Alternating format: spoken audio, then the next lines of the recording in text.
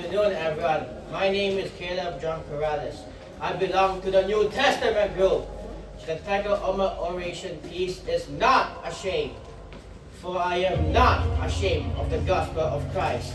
For it is the power of God to everyone that believes. To the Jew first, and also to the Greeks. What must be our confidence? What must be the ground of our fearlessness? Why should we not be ashamed of the gospel? And why we never be? Well, there is first we should not be ashamed because of its effectiveness. It was, and its power. It is dynamite.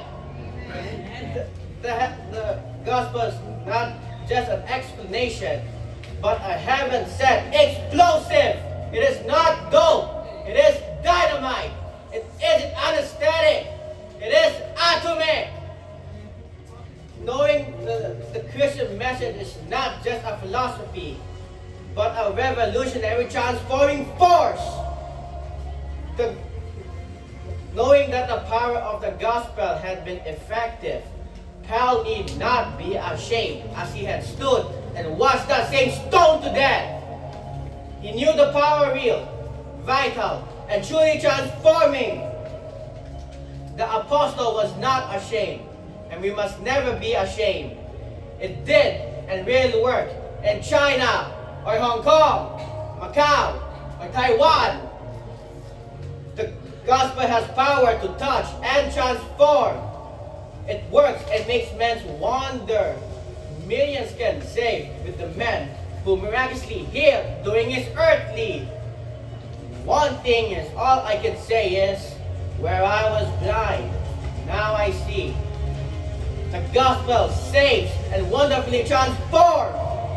We must not be ashamed because of its impartiality. The scripture uses all embracing terms. One of the most wonderful things about the gospel is it is universality. It is global. God's love and grace knows no limits. It is for all races and colors.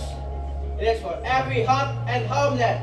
It is for you, for me, and that other fellow. We must not be ashamed because of his simplicity. We believe in a doctor when we put our sickness and framed hands. We believe in a banker when we place our money in his bank. We believe in a ship when we go on board and set sail. We believe in a lawyer when we trust him to argue our case.